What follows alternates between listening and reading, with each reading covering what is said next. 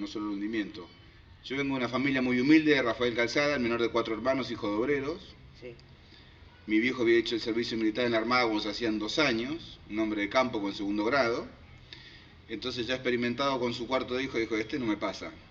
Y cuando terminé ese último grado me dijo, ¿vos qué vas a hacer de tu vida? ¿Estudiar o trabajar? Y a mí me llamaban la atención los barcos, será porque no conocía el mar.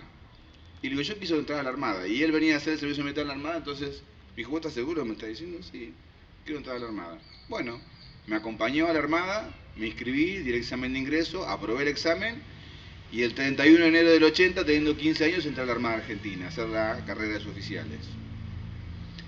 En 18 de diciembre del 81 egresé de la Armada, en la carrera de suboficiales, en la orientación de comunicaciones, y los destinos se dan de acuerdo a los promedios. Los mejores promedios se van a la fragata a dar la vuelta al mundo y el resto de los promedios se distribuye en la flota de mar, en los barcos, de acuerdo a la envergadura del barco. Entonces me toca a mí como destino el crucero General Belgrano. Yo, como tantos otros compañeros más que fuimos destinados. Llegamos en diciembre del 81, hicimos un primer viaje en enero del 82, un viaje de instrucción muy lindo, que fue Puerto Madryn, Ushuaia y Punta del Este, el viaje de bautismo. Y el segundo viaje fue el viaje de la guerra. Lo cual también nos permitió a todos los que estábamos ahí, yo era un marinero con 17 años, y después los más modernos eran los conscriptos de la clase 63, que tenían 45 días o 60 días de instrucción, no más de eso, éramos los más nuevos, pero todos habíamos navegado. Y entonces el navegar te permite conocer el barco y el despliegue arriba del barco. Hoy te decía, Alicia, vos fuera del micrófono, que la Armada por ahí es muy diferente al resto de las fuerzas, del ejército o de la Fuerza Aérea, por el trato que tiene y por cómo es la vida a bordo. A bordo se dan órdenes, pero no se dan órdenes, venga para acá, vaya para allá, sino, ¿me haces un favor? ¿Me ayudás en esto? Porque todos nos necesitamos, desde el comandante hasta el último marinero. Todos son indispensables. Todos tienen una función laboral y después tienen un puesto de guardia en un crucero de guerra, como es el de crucero, el de la Guerra de Malvinas. Entonces, lo primero que tenés que aprender es conocer tu barco. Tiene un sentido de circulación, tiene mano y contramano, porque si no sería un desorden total, siempre hay que conservar la derecha. Hay horarios de circulación, hay un horario para el uso del agua, hay un horario para el uso de la luz. Todo tiene que ser ordenado para cuidar los recursos y para preservar la vida del barco y de los que estamos a bordo. El barco es nuestra casa, de alguna manera. Y uno también le va tomando cariño al barco día a día, ¿no? Sobre todo porque estábamos en Puerto Belgrano a 700 kilómetros de casa, entonces uno no se puede venir todos los días a la casa. Más allá de que tenía Franco, vivíamos a bordo. El 90% vivíamos a bordo. Entonces, bueno, el segundo viaje, que es el viaje de la guerra, zarpamos el 16 de abril, fue el último buque que zarpó porque estábamos en reparaciones. Recibimos el 2 de abril en la base naval Puerto Belgrano, donde se nos hace una formación general a toda la flota y se cuenta que se habían recuperado las islas, como había sido el procedimiento. Días más tarde asistimos al velorio del capitán Giachino, el primer muerto en Malvinas, junto con el cabo Condorí. Fue velado en Puerto Belgrano, sepultado también ahí. Ahí conocí a su mamá, una señora que hoy vive con una gran entereza. Y ahí sabíamos que empezaba un capítulo diferente en la historia del país, siendo muy chicos, casi la edad de, ¿cómo es tu nombre? Casi la edad de Nicolás. Y con jóvenes por ahí de 18 años que éramos totalmente inconscientes, más allá de haber elegido una carrera, pero inconscientes de lo que estábamos viviendo. Porque lo seguíamos tomando como un capítulo anecdotario casi, no tomábamos conciencia de que íbamos a la guerra. Cuando el buque zarpa, el 16 de abril, sí, que íbamos al sur, que se habían recuperado las islas, que la misión del crucero General Belgrano iba a ser patrullar el sur de Malvinas, porque se hace una suerte de pinzas alrededor de las islas. La zona norte queda el portaaviones 25 de mayo, y en la zona sur, como cuidando la entrada desde el Pacífico, queda el crucero General Belgrano, el destructor Piedrabuna y el destructor Bullard.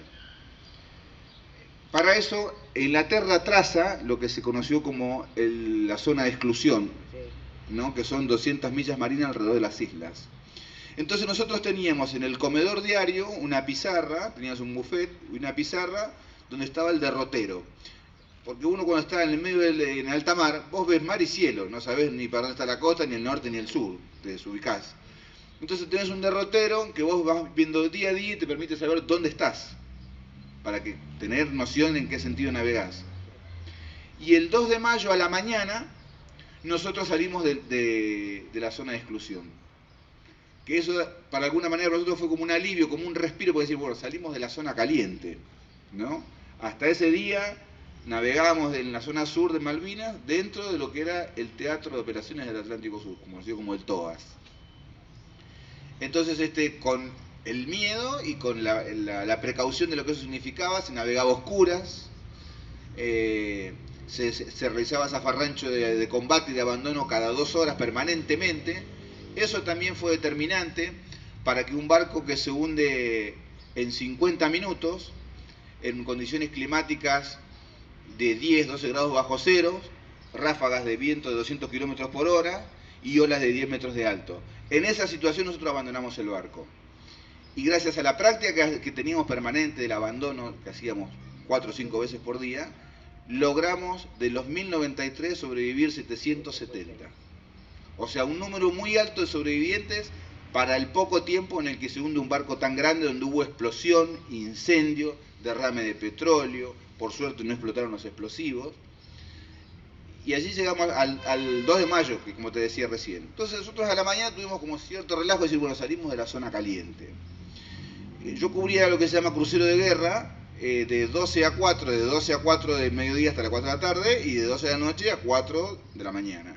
Esos son los horarios así, turnos de 4 horas. Y la guardia siempre se toma 15 minutos antes y se deja 15 minutos, se toma 12 menos cuarto y se deja 4 menos cuarto. Mi puesto era cargador de pólvora de un cañón de 6 pulgadas. Si ustedes ven alguna foto del crucero, cuando se está hundiendo, hay un cañón que queda apuntando para un costado, ese es el nuestro, porque venimos haciendo una práctica, una maniobra de fuego. Y cuando ves el hundimiento, nosotros ese día navegamos un poco más tranquilo, por lo que te contaba antes, y como buenos marinos íbamos tomando mate y haciendo torta frita, porque eso es infaltable a bordo, ¿no es cierto? Teníamos una lata de dulce batata redonda, con eso hacíamos las tortas fritas, y la torre, que es el cañón, tiene una capacidad más o menos para 10 personas. Son 3 apuntadores, 3 cargadores, así. Son 3 personas por cañón. Son 3 cañones en una torre, digamos 10 personas, más el suboficial y el jefe encargado. Navegábamos tranquilos, sabíamos que estábamos en navegación de guerra, pero ya con el antecedente que habíamos salido del teatro de operaciones. Y a las 4:05 de la tarde se produce el primer impacto, el primer torpedo, que pega en la popa del barco. La popa es la parte de atrás, la proa es la parte de adelante. En la popa, que está la sala de máquina, un tiro muy certero, un ruido como nunca en mi vida había escuchado. Yo digo, a veces cuando hay tormenta y esos truenos que caen antes de que llueva, ese ruido seco así que generalmente se corta la luz, o cuando cae un rayo, ¿viste ese ruido así seco? Así fue el primer torpedo, el cual dejó al buque a oscuras y inutilizado, porque pega en la sala de máquinas, sin fuerza motriz, sin generadores, totalmente anulado. Y se empieza a percibir un olor a ocre, que es el olor a pólvora, un olor muy, muy fuerte. Y dentro del grupo que estábamos ahí quedamos oscuras y los proyectiles que iban a un costado atados, se desparramó absolutamente todo, volamos dentro de la torre. Y me acuerdo que teníamos un jefe que era un oficial, un teniente de corbeta, creo muy joven, recién llegado de la fragata, y el tipo, claro, se asustó como todos y dijo, aviones. Y teníamos un suboficial encargado que tenía muchos años a bordo, un viejo lobo de mar, como se dice. Y el tipo dijo, no, eso no son aviones, eso fue un submarino ese. Y quédense quietos que seguramente vamos a tener otro. Y a los minutos, 2 minutos, fue el segundo impacto, que fue el de la proa, el de adelante, que ese fue el más impactante todavía, por cómo sacude, porque nosotros lo sentíamos como debajo de los pies. Y ese arranca 10 metros o 15 metros de proa. Entonces yo estaba sentado y abajo mío había una tapa que se llama tambucho, que es la salida de la cubierta principal. A mí me decían nene, pues, yo no me afeitaba. Me decían, nene, abrí el tambucho y salí a mirar qué pasa. Entonces yo cuando abro el tambucho veo que el agua remolineaba, signo de que dejamos de navegar. Veníamos navegando 18 nudos, dejamos de navegar. Entonces cuando me asomo, lo más terrible, o lo más fuerte, ver que faltaban 15 metros de proa. Es como que nos falta, no sé, el pedazo de la cucaracha de aquel lado, más o menos, una cosa así. Y ver una catarata de agua que entraba.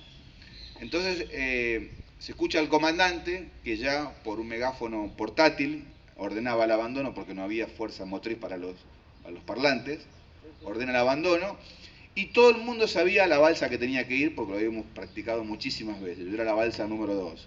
Y la balsa no sé si alguno ha visto una balsa, vos la habrás visto acá en la exposición, es un tacho blanco de plástico redondo que tiene una soga en cada punta. Entonces esas sogas se atan al borde y esa balsa se arroja al agua y cuando explota contra el agua se infla.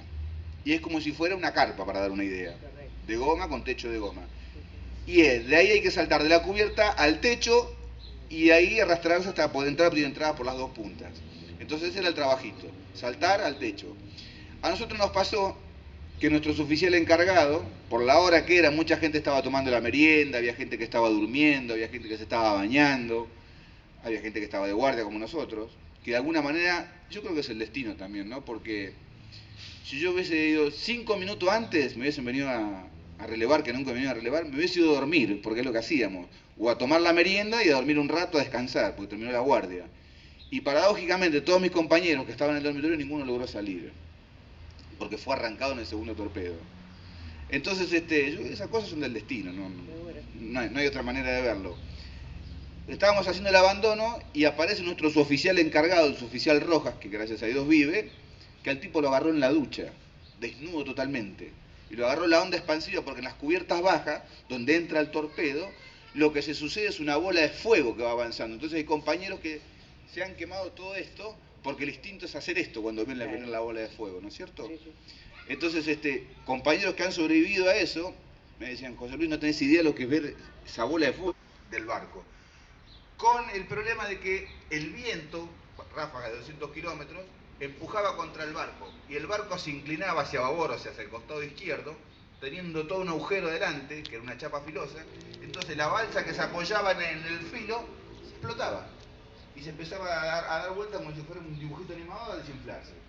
Y eso nos pasó. Una vez que logramos soltar la balsa del barco, cuando nos quisimos separar del barco, la balsa se pincha y se empieza a desinflar. Entonces de ahí al agua, vestido, yo por suerte vestido. En el agua nadie soporta más de 5 minutos por las temperaturas de agua que había y el momento en que se vivía, porque estamos hablando de un mar calmo, olas de 10 metros, yo nunca había visto olas tan grandes, paredes de agua. Caemos al agua, se iba llenando de agua, y me acuerdo de un compañero, César Barrera, que también vive por suerte, sanjuanino, y me decía, gritaba, no sé nadar. Bueno, como pudimos, entre dos de los pelos y de la ropa, lo juntamos y lo metimos entre una balsa. Y había que remar con las manos, porque también el barco se empezaba a hundir y empezaba a succionar, a hacer remolino y a chuparse todo lo que encontraba cerca. Entonces había que separarse de alguna manera. Y yo creo que ahí empieza la supervivencia. Porque sin nada era con la manito, los 20 que estábamos en la balsa, dale con la mano hasta poder separarnos. Hasta lograr subirnos a otra balsa que tenía el techo armado y con esa empezar el naufragio. Me queda grabado el momento que se hunde, que nos decían que no miremos. ¿Cómo no íbamos a mirar? Si era la casa que se iba. Y después, comienza el naufragio, una tarde muy dura, esa es una zona del Pacífico donde se unen las corrientes del Pacífico y del Atlántico, por lo cual hay mucho temporal todo el tiempo, muy complicado. Y yo me acuerdo que el momento que me voy a cambiar de balsa, toda la balsa alrededor tiene como una soguita que ayuda para sujetarse. Entonces era agarrarse de ahí y pegar el salto. Cuando voy a dar el salto, la ola levanta la balsa y yo quedo colgado, totalmente colgado en el agua, que me agarraron así del forro del traste y me metieron para adentro de la balsa. Y después, me acomodé y ahí nos empezamos, lo primero que hicimos fue enumerarnos para ver cuántos éramos. No había heridos en nuestra balsa, por suerte. Traíamos otra balsa, porque la idea es hacer un convoy con 4 o 5 balsas que vengan juntas, porque como tienen el techo flúor, para que puedan ser más divisables desde el aire, ¿no es cierto? Pero bueno, traíamos una balsa con heridos y con un fallecido, pero la idea era que el compañero nos acompañe y que llegue al continente, pero en un momento el temporal era tan fuerte que la otra balsa sacudía tanto que corríamos el riesgo que se dé vuelta a nuestra balsa. Entonces, de común acuerdo dijimos, vamos a soltar la balsa de los muertos, pasamos los heridos de nuestra balsa, vamos a soltar esta balsa, que Dios se los lleve o que los encuentre donde quiera y que nos permita sobrevivir a nosotros, porque éramos 30. Y ahí comienza el naufragio. Desde las 4 de la tarde hasta el lunes a las 4 de la tarde. La noche fue terrible, muy fuerte el temporal. yo quedé sentado justo en una de las entradas, que es como una entrada de una carpa, pero con velcro, y el velcro de ese lado estaba roto, así que por lo tanto estaba todo el tiempo mojado, porque cuando más o menos nos íbamos entibiando, venía el baldazo otra vez del aula, otra vez a mojarse, con los zapatos, porque todo el mundo tenía que estar descalzo, porque con el filo de los zapatos se puede romper el techo, el piso de la balsa. Entonces con los mismos zapatos sacábamos el agua. Había que vaciar la balsa para que esté más o menos seca y para que no sea tan pesada. Y así todo el tiempo, y así todo el tiempo, y así todo el tiempo. Por momentos se rezaba, por momentos se charlaba, por momentos se contaban anécdotas, pero a medida que van pasando las horas, uno va perdiendo el... Y después te empieza a vencer el sueño, por el frío. Como decía antes, como cuando uno va en el colectivo y falta el oxígeno que empieza a cabecear, esto es lo mismo, ¿no? Acá el que se dormía para toda la vida. Entonces era luchar contra eso, que no se duerma y no te duermas y golpear al de al lado y así tratar de hablar. Lo más duro fue el lunes en el transcurso de la mañana, alrededor de las, calculo porque no teníamos reloj, 12 del mediodía, que uno ya pierde las esperanzas, ¿no? Porque pasaron muchas horas, había pasado un avión, nosotros habíamos tirado la anilina que teníamos de los auxilios, tiene una anilina flúor, para que se vea, habíamos tirado las bengalas, había pasado un avión y después no pasó más nada y dijimos, ya está.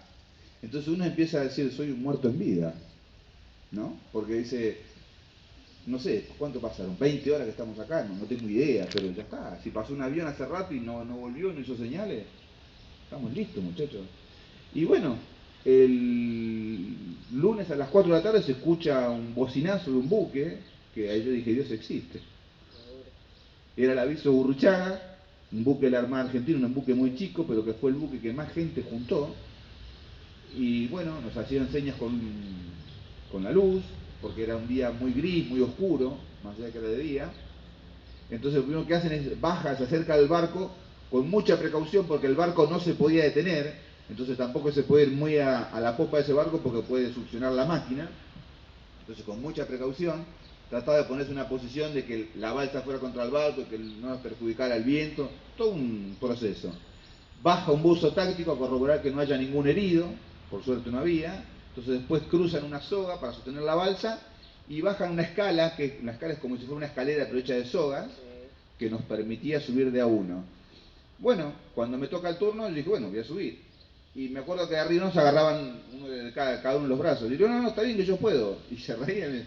Claro, uno creía mentalmente que podía, pero cuando pisé la cubierta del barco me di cuenta que de la cintura para abajo no sentía absolutamente nada. Tenía principio de congelamiento. ¿Por qué? Porque la zona en la que nos recogen, donde nos rescatan, estábamos en el deshielo antártico. Porque la corriente marina va hacia el sur. Entonces nosotros estábamos entrando en el deshielo antártico. Y bueno, realmente me acuerdo que lo primero que me dieron cuando subí a bordo fue una jarra así gigante de chocolate. Me dijeron, cuidado que está caliente, yo la agarraba así y no sentía nada. Y después, bueno, ahí vi el compañerismo de los compañeros del Gurruchaga que iban a su dormitorio y se sacaban lo que tenían puesto para nosotros. Me acuerdo que uno fue y rompió el candado de la despensa y hizo cocinar todo lo que había para que comiéramos nosotros. Y así siguió durante 2 días juntando gente. Y ahí empieza lo más triste porque uno empieza a ver compañeros que sabe que murieron, o se empiezan a preguntar por uno o por otro. Almirante Brown tiene 2, Aldo Moreno y Omar Andrés Chaile, 2 conscriptos que fallecieron en Belgrano. Yo tenía un amigo que se llamaba Claudio Tortosa, que es de acá de Solano al lado de Quilmes, con quien compartíamos muchas cosas, otros muchachos de mi edad, porque aparte éramos así como grupitos. Y entonces uno que después ya cuando llegamos, a ver, eso fue el 2, el 3, el 4 que llegamos a Ushuaia, que estuvimos en tierra, que nos volvió a devolver el uniforme, una ropa seca, ahí es el momento más difícil, porque uno empieza a preguntar, y Tortosa, y Miranda, y fulano. Eso es lo más triste, lo más duro. Y bueno, tuve la suerte de no tener ninguna herida física, de no haber tragado petróleo, de no haberme quebrado, de no haberme quemado. Yo creo que toda la procesión va por dentro nada más. No tuve heridas. Y eso me permitió el 5 de mayo volver a mi casa. Me acuerdo que salimos de Puerto Belgrano a Constitución 3 micros. Llegamos como a las 4 de la mañana, que para Constitución 4 de la mañana un movimiento de trabajadores total, ¿no es cierto? Perdona, y de allá de las islas volvieron por aire.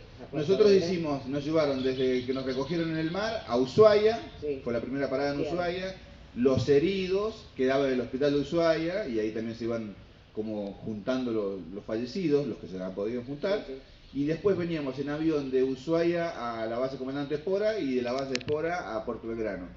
El que estaba herido o el que había tragado petróleo quedaba internado y los que no nos veníamos de licencia.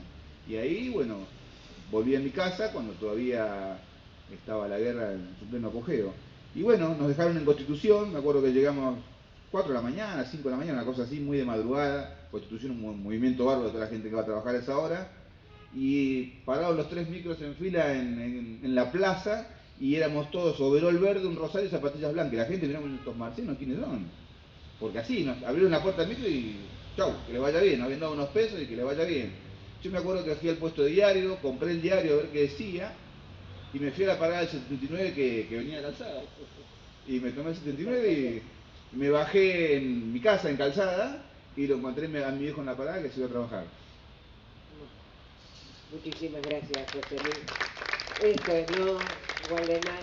Es lo que necesitamos, de que vaya de boca en boca y que no olvidemos. Y que bueno, qué mejor que esto, que es viviente, gracias a Dios, hoy lo podés contar. Porque a veces los